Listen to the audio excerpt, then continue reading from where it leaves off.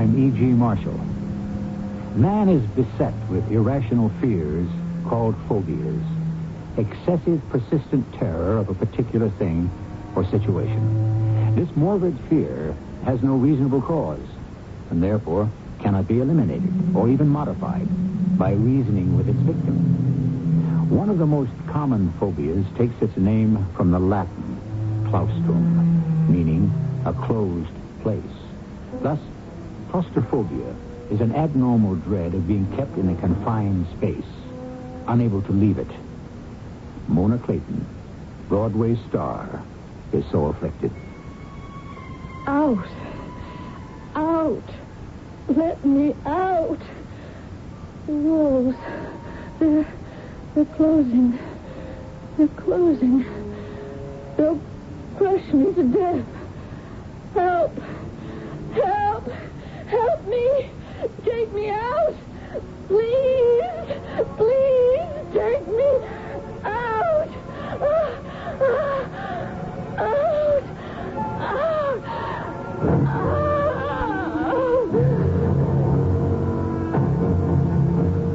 Our mystery drama, Who Has Seen the Wind, was especially written for the Mystery Theater by Nancy Moore and stars Michael Tolan and Terry Keane.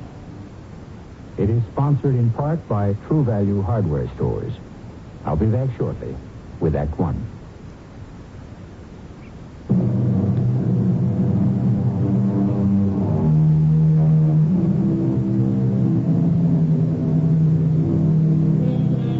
The lot of an actor's agent seems an enviable one. All those dazzling actresses for clients. A constellation of stars to set on their courses. Take Gary Stewart. He recently married one of those actresses, Kitty Lockwood. And soon he will try to set on her course another client, Mona Clayton, who is about to receive a coveted British award. We're in New York. All night, snow has fallen. The city this early morning is chastely white, unspoiled by sludge, smudge, and people. In Gary Stewart's Park Avenue apartment, a sudden rude sound. Oh, who the devil?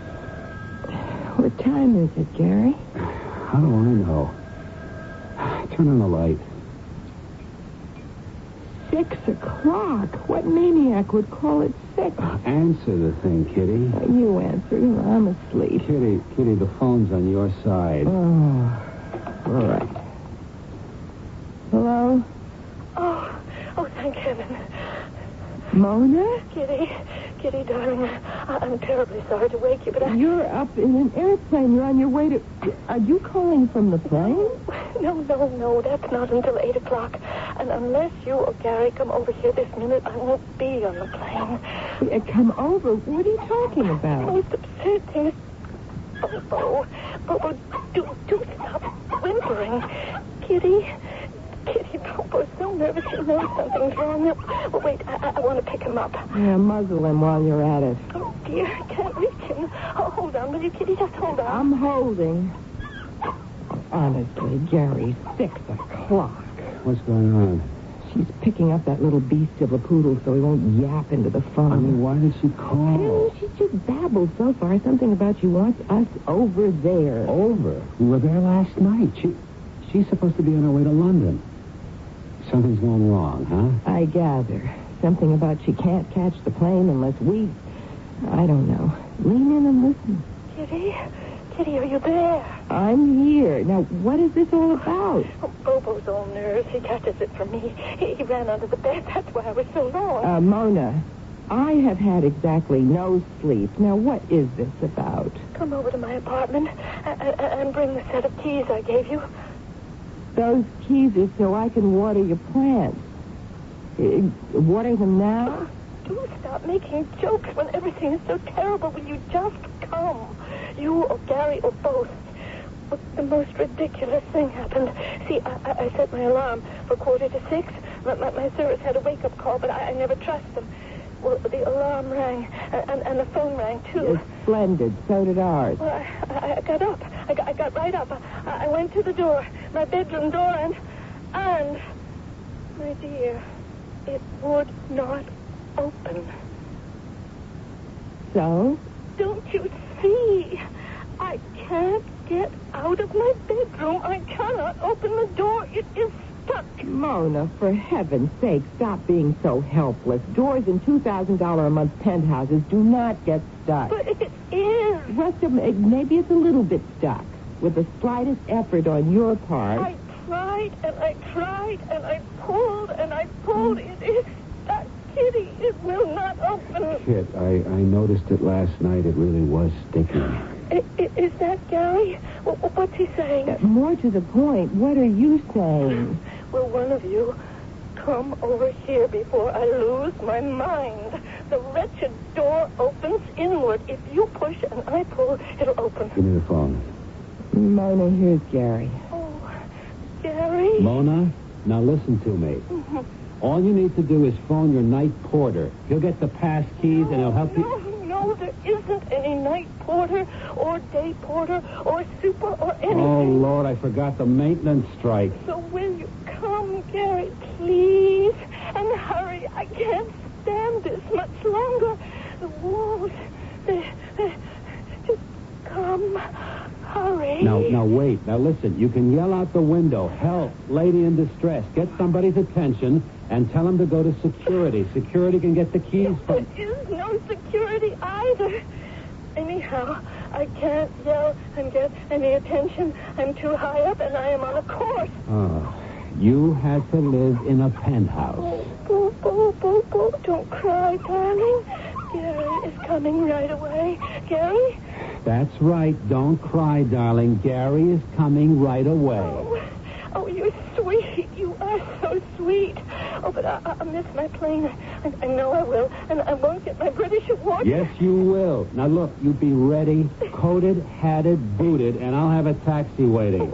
And don't say take a later plane, because they're having that huge award reception, and the time can't be changed, and I won't... Mona, hang up. Oh, she is the most Oh, well. Oh, I hate to leave this warm nest and go out into that cold, cold world. Then don't. Don't go? Leave Mona like that?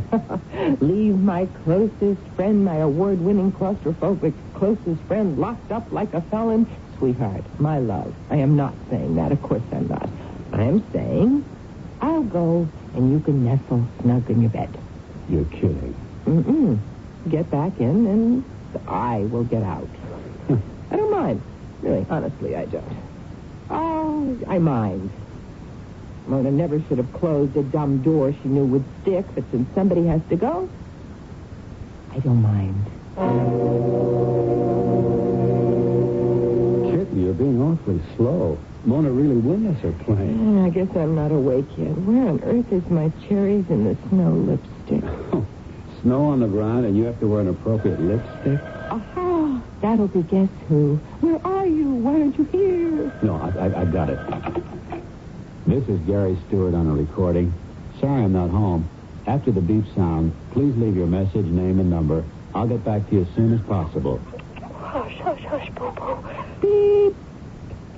Gary? Gary, this is Mona. Where are you? Please, hurry. It's just awful here. On the plane, I can take tranquilizers and 2 sleeping pills, and I can sleep, and I can stand it. But here, and it's a wonder I could call you, because I told the phone company to cut off my phone, because I'll be gone for 3 months, and... Gary? Oh, it's one of those wretched recording things. Goodbye. She bought it. Yeah, honestly, it's a wonder she knows how to walk across the stage. Gary, how can she be such a good actress? I mean, scatterbrained, never knows what she's doing. That's how, by never knowing what she's doing. Brains never got in Mona's way. She's an instinctive actress. Yeah, whatever that means. Anyhow, it's what I am not.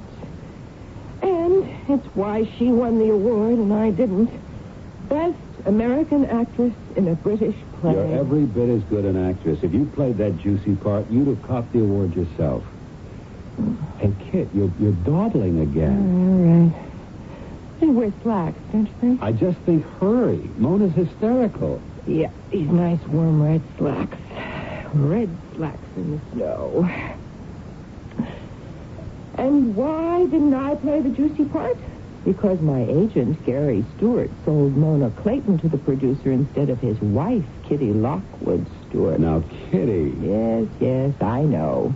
The producer wanted a teensy doll baby beauty of a Dresden China blonde, and Kitty is a tall brunette. For the zillionth time, honey, that wasn't the reason. You're a comedian. The part called for straight drama. Tragedy. All the same, I may kill my tall, plain, dark self. What should I do? Pills, gun, gas, poison, jump? Which is best? Where are my boots? Last night you kicked them under the bed. Oh. Why did I ever agree to this trek through the snow at dawn? Because you're an absolutely smashing wife. Mona got the award, but I got Gary. Oh, my love, my only love. Tell your insecure bride for the zillionth time you're not sorry you married me instead of Mona. Absolutely not sorry. You want to bet?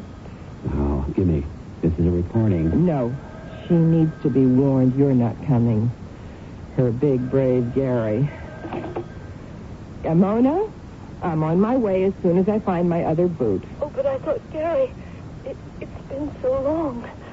It's so terrible. The walls. The walls, they're pushing in. And Bobo wants his breakfast. Where's Gary? Kitty? Mona, now just hang on tight. Now, I'm coming right now. Do you understand? Right now. Boy, she's on the ragged edge. I know her.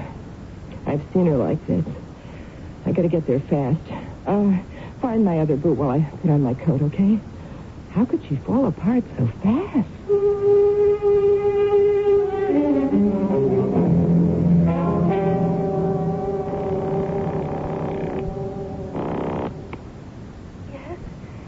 Yes? Mona, I just want to tell you that Kitty's on her way. She's gone from here about 5 minutes. In another 5, she'll be walking into your front door. And opening the bedroom one? Right. Are you dressed and ready? Yes, I'm wearing my red suit, the one you like. Oh, you are so sweet to call. Now, just hang on. Kitty will be there. Hey, someone just came in our front. Look, I gotta go. I hope you catch your plane, honey. Have a nice award. Kitty. Oh, listen, I'm just as freaky as Mona. I forgot to take her keys. Waiting for a taxi, suddenly I realized just thank the Lord I didn't go all the way to Mona. Well, get the keys and get going, I kid. don't even know where they are. They ought to be in my purse, but they're not. Just help me look. Well, they're here somewhere. We came straight in here when we got home last night. No, I will never call Mona scatterbrained again. I am worse. And, Gary, I can't get a taxi. It's too early. All that snow. Well, walk then. It's only 5 blocks. Where are the keys? They're not here. Hey, your pockets. What? That coat. You wore it last night. Look in the pockets. Oh, my Lord. I really will kill myself for this. Go, darling. Just go.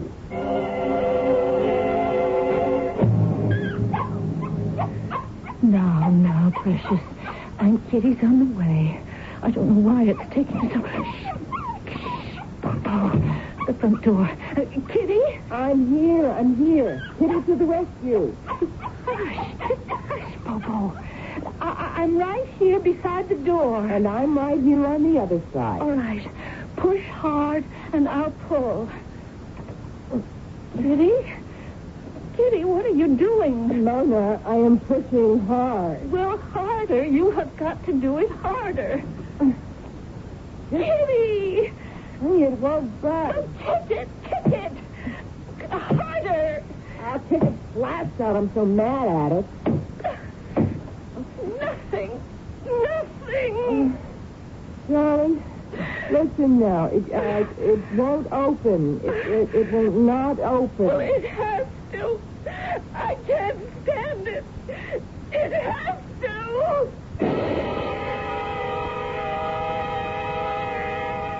claustrophobia, an excessive abnormal dread of being in a confined space. Mona Clayton, confined, filled with terror, with torment, and the door remains closed. Such an obsession worsens with the passage of time, thus worsens in Act 2, which will unfold shortly. Here's important news from Amana. Now, when you buy an Amana Touchmatic 2 radar range microwave oven, model RR10A, you get a $50 rebate. And when you buy a Touchmatic model RR90A, you get a $40 rebate. That's right. You can get up to $50 back from Amana, depending on which radar range oven you buy. And you get something besides money, too.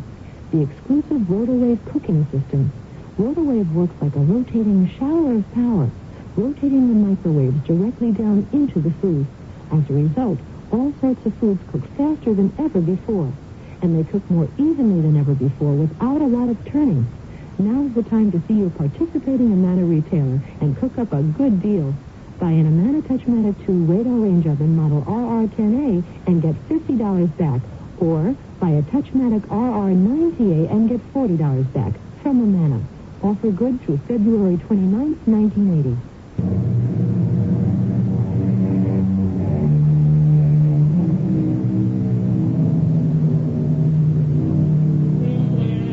At the end of Act 1, I spoke of Mona Clayton's obsession.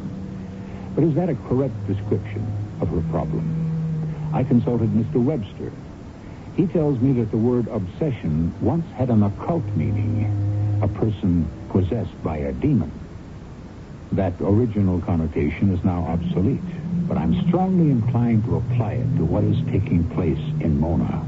Ask yourself, during Act 2, if she does not seem possessed by an evil spirit. Now, Mona, listen to me. Stop crying and listen. I pushed the door as hard as I can. Now, don't get scared when I stop talking to you. I have not deserted you. I'm just going into the living room to find something to ram the door with. Mona? I hear you. How could a door stick like this? I don't know. Is it damp, maybe? I don't know. Now, just hang on to the doorknob, and I will be right back. Don't stay in there. Come back. Come. Gary. Yes, a phone. Yes.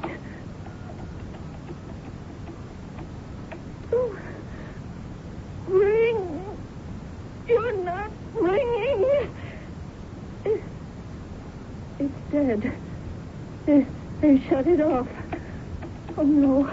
No, not yet. Oh, please, not yet. Gary, fix it, please. Please fix it. Make it ring. Mona? They cut off the phone. It's dead. Mona, listen to me. Come back to the door. It doesn't matter about the phone. It does. I can't call Gary. You do not need to call Gary. Now, listen. I've got this chair now. Yes. I can run at the door with it. It'll ruin your Chippendale antique. It's a battering ram now. Now, just stand back from the door and don't be scared of the sound. Okay? Yes. 1, 2, 3. Nothing. I'll try again. It won't work. Nothing will work. I will be trapped here forever. I told you. I don't believe this. The chair broke, but not the door. You're not trying. What? You're not.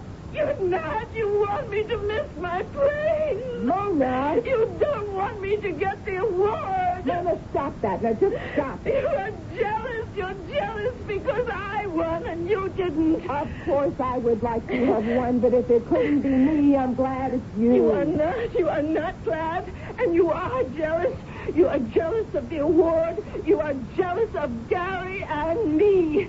He loved me first. You know he did. You are jealous because we had an affair. He says you didn't, and I believe him. We did. I don't care if you did. I do care that you are working yourself into a frenzy.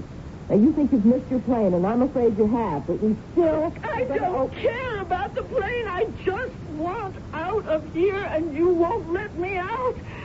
The walls are closing. They are closing, and you will keep me here forever. Oh, no. No one will come.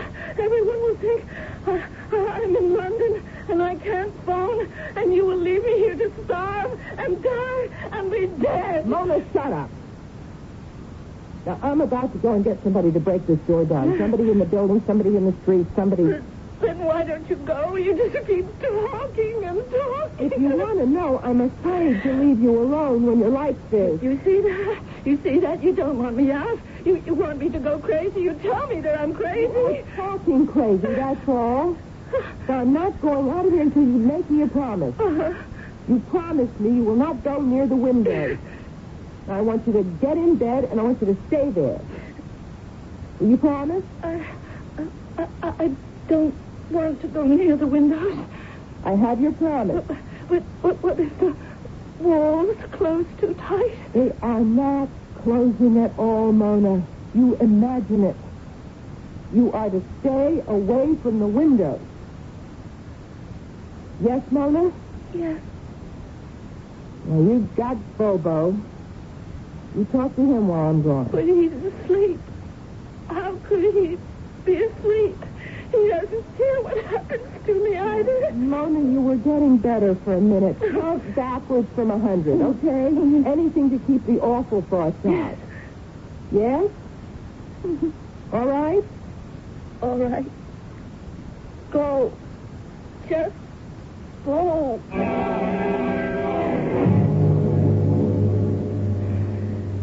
75, 74. The walls. 73, 72.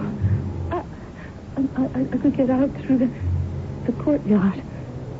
The snow. It's deep and soft. And I'd be out. Out! No. Kitty would like it if I...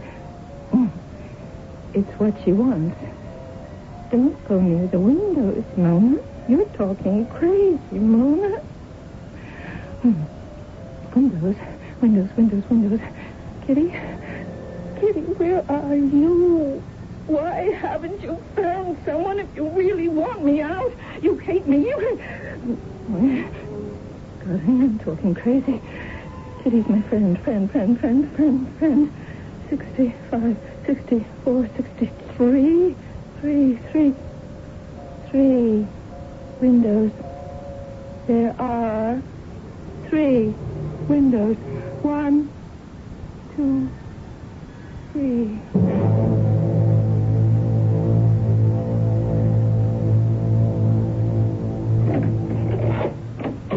Oh, Kit, you're back.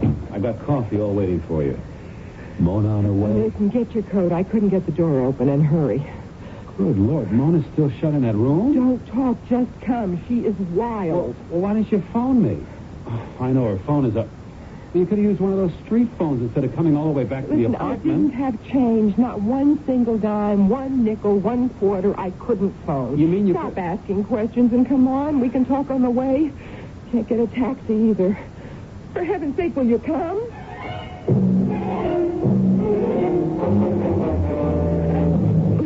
All I can say is thank God we're joggers. Who can jog in the snow? Oh, Gary, I've been away from Mona for hours. Kit, not even 1 hour has passed since Mona first called. It's 5 to 7. I can't believe it. Well, believe it. But to a claustrophobic locked in a room, 1 hour is a lifetime. Yeah. You mean you couldn't find one person you could take into that apartment? Gary, I told you, I rang and I knocked on both apartments below Mona, and I just gave up. Either everybody's in Florida or asleep or afraid to open the doors at 7 a.m. So I tore down the street and...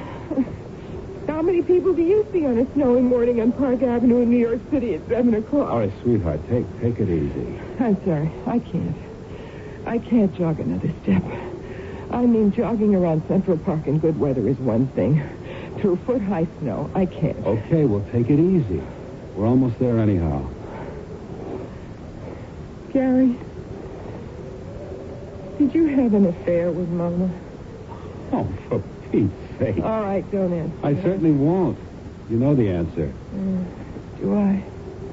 Kitty, is this the time and place? Anyhow, we've been down this road a dozen times. And will you please not look like that, huh? All crumpled and sad. You're my happy girl, my girl that's 1,000 laughs. Oh, yeah. Now, will you please? How's that? Beautiful. You're marvelous. I'm an actress. Well, anyhow, it brought us right to Mona's building. I think Lloyd Byron said it. And if I laugh at any mortal thing, 'tis that I may not weep.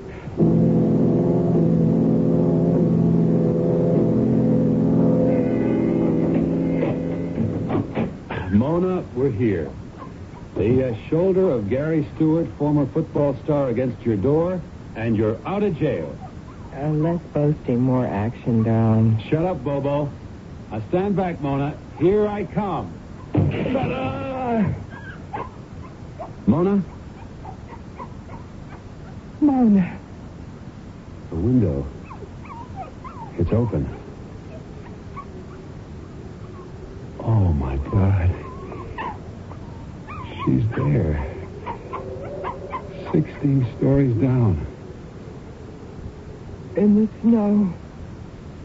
Wearing a red suit. Cherries in the snow. Oh, Mona, I'm so sorry. I'm so sorry.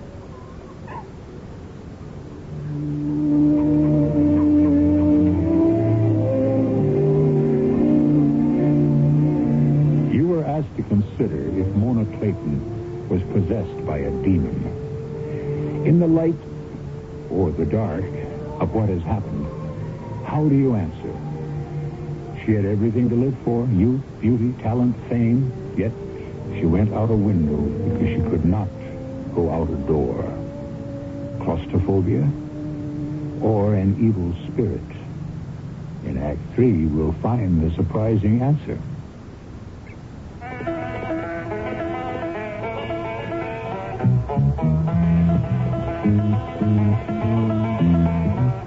Your long association says smoke's not just your affair. That smoke cream that you puff around to loose non-smokers' air. It's bad for the lungs, not up to par.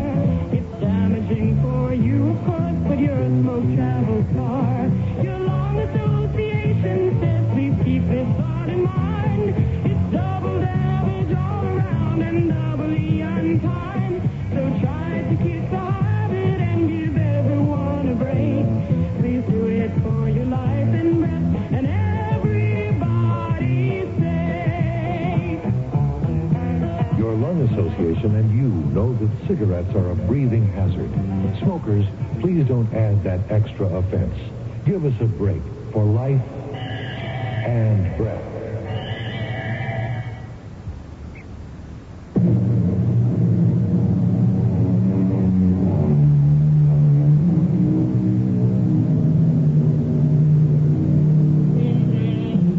And if I laugh at any mortal thing, quoted Kitty Stewart, 'tis that I may not weep. But she cannot hide her tears with laughter anymore. It is 4 hours since Mona's death. Kitty lies in her own darkened bedroom, Bobo beside her, phone off the hook to avoid the intrusion of reporters and friends. But suicide is a police matter, and she can no longer avoid official questioning. Gary has just opened the bedroom door. Kid, I've told Lieutenant Hench all the details. He's promised he won't keep you long. Just routine. Will you come now? Routine for him, not for me. What's he like? What you'd expect. Efficient, reasonably bright, a little bored maybe. Seen too much, heard too much. But very impressed with who you are. Who am I? Honey, don't talk like that. I'll tell you who Hench says you are. Broadway's favorite comedian. Ah, charming. I must go to any lengths to make him laugh. Is he also impressed with who Mona was? He didn't happen to mention that. But Mona will be mentioned when I walk into that living room, won't she? Oh, poor Bobo heard Mona's name. See, if I stop holding him for 1 second, he begins to quiver. I think he knows what happened. Kit, are you sure you want to keep him? You never really liked him before. How could we not keep him? You know how Mona felt about this little creature. Bobo? Bobo, you promised that kitty you won't cry? Oh, for Pete's sake, not baby talk. You sound like Mona. Sorry. I can't think of her as Dead is the word, Gary. Mona is dead. And the fault is Kitty Lockwood. Kitty, in the name of heaven, don't say things like that to Hench. All that junk you've been saying to me. It's nonsense. We both know it. It's not what I know. I know it's my fault she's dead. I can't stand here and argue and keep Hench waiting any longer. Now, please come, darling. And please be careful what you say. Broadway's favorite comedian with red eyes and red nose will now make an entrance and try to remember not to say the wrong lines.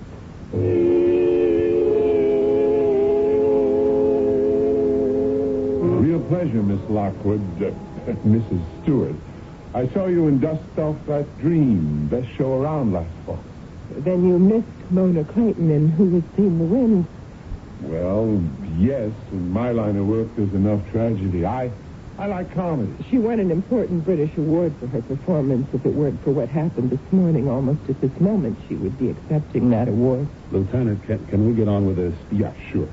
Mrs. Stewart, if you'll just describe for me the events as you know them before the suicide. Lieutenant, I've said this to you twice before. Mona Clayton did not commit suicide. And I've said to you that she went out a window 16 stories up, jumped to her death of her own volition.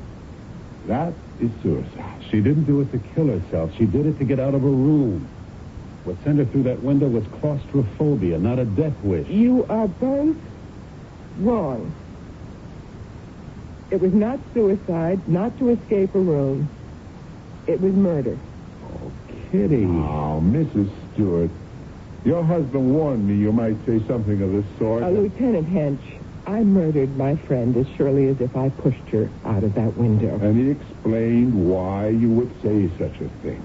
Shock, sorrow, undeserved guilt, because you weren't able to help her. Undeserved guilt. Will you listen to my sins of omission, Lieutenant? I was slow dressing. I left this apartment without Mona's keys, had to come back. On the street again, I could have stopped an occupied taxi and explained the emergency. I didn't. I walked instead. Honey, don't rehearse all this. I have to.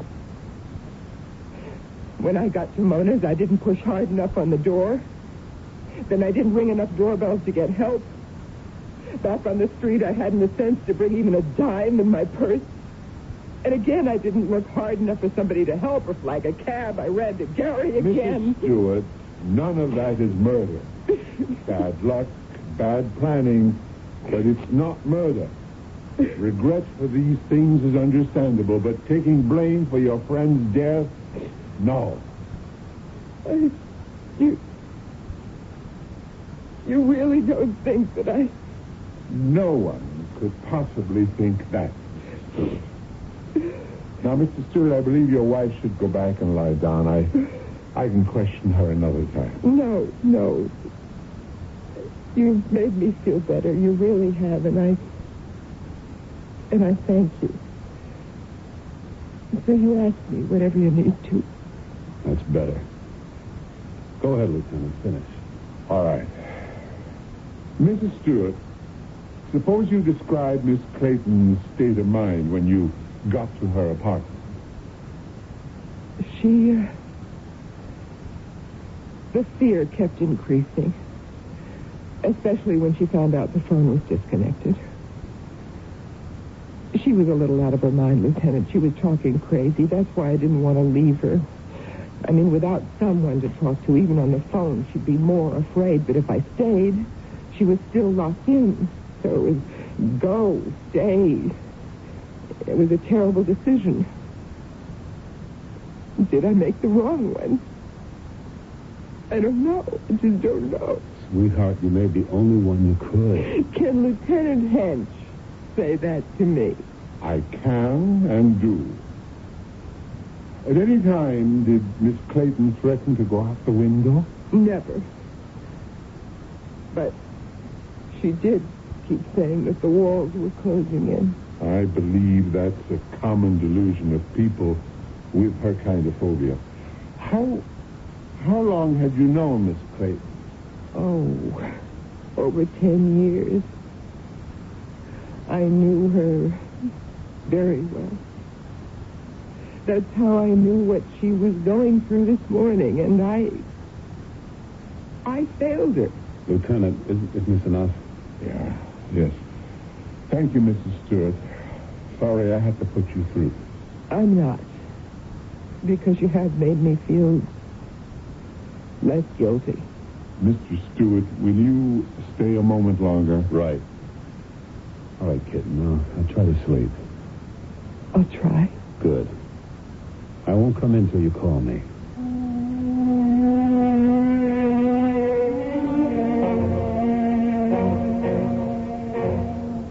Kit, wake up. Come on, wake up.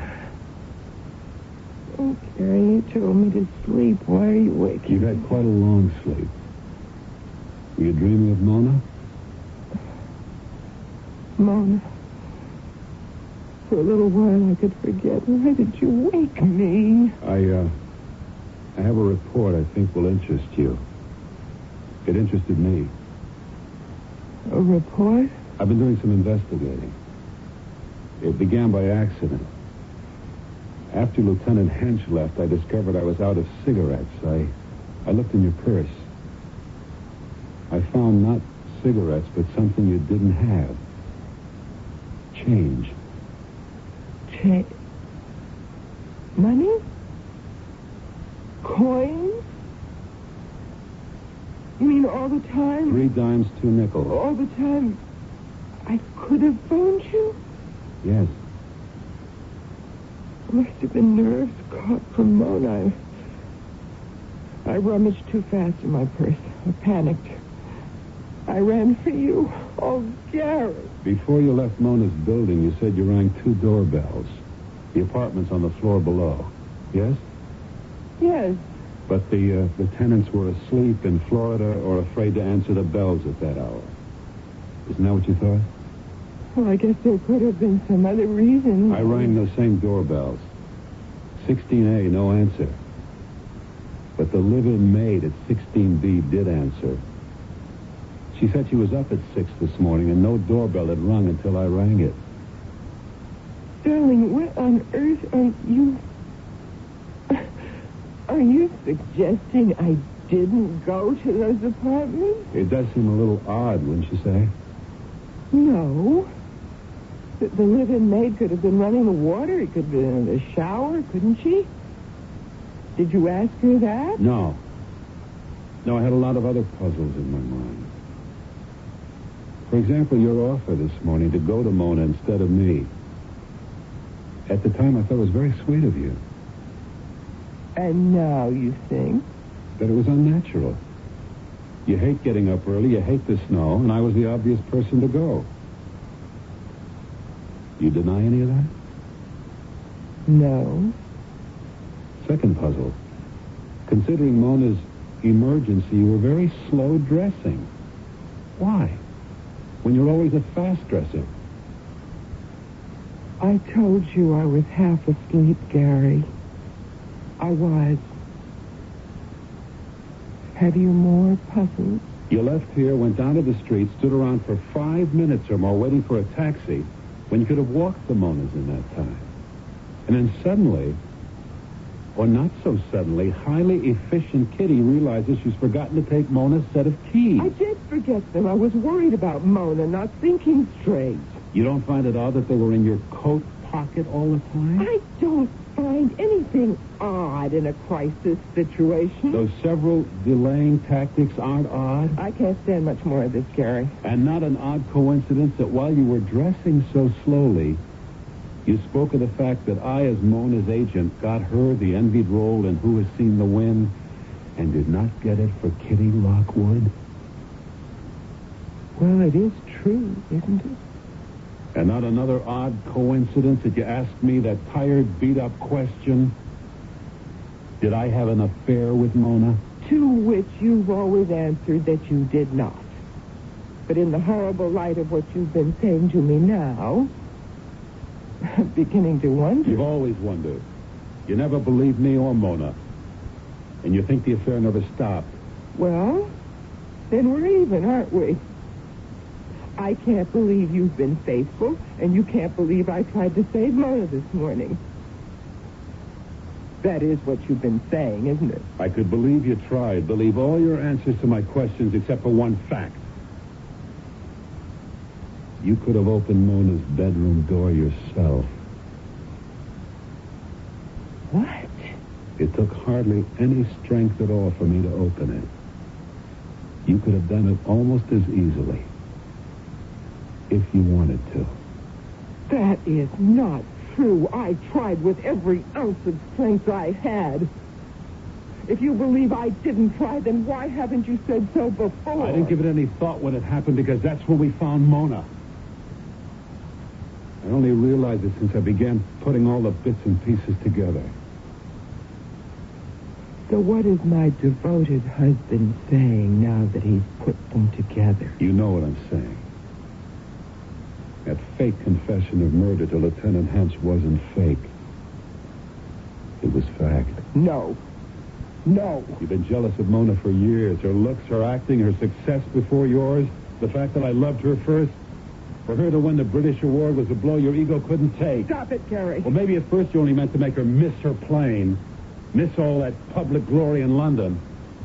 And then standing by her stuck door, the phone out of service.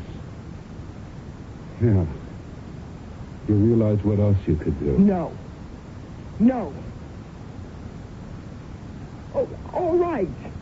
Maybe subconsciously I did want her to miss her plane, but that's all.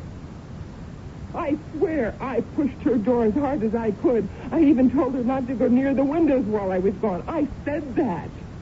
If I wanted her to... Would I have said don't go near the window? Yes. Neatly putting the idea in her head. Jump, Mona, jump. Stop saying that. I won't listen. It's a lie. Admit it, Kit. You hated her. You wanted her dead. She said that. Did I? I don't know anymore. I did hate her, I think. I didn't realize till now, but want her dead. Want to drive her to out the... Did I? Could I? Well, did you? Could you? No. I didn't do it. Or make her do it. And you can't prove I did. Oh, you'd like to, wouldn't you? You were always on her side, always got her the best parts. She gets the part in Who Has Seen the Wind. She wins the award. Well, lying there in the snow, that's winning. You killed her. And you know it. Now, it can't be proved. But you'll live with what you've done for the rest of your life. Alone. I won't be around. Goodbye, Kitty. No. I didn't do it. Don't go, please, please. I'll come for my things when you're not here. Gary, come back.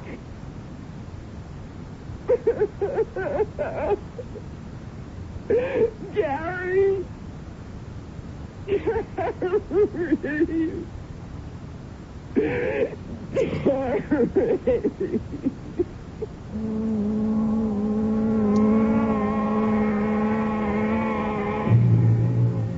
So, not Mona, but Kitty is possessed by a demon that has destroyed one and soon will destroy the other. At no time did Kitty's conscious mind think, I will be rid of Mona and never be accused of murder. No, the workings of her subconscious were dark and secret as it manipulated its creature to commit a deed never thought possible. I'll return shortly.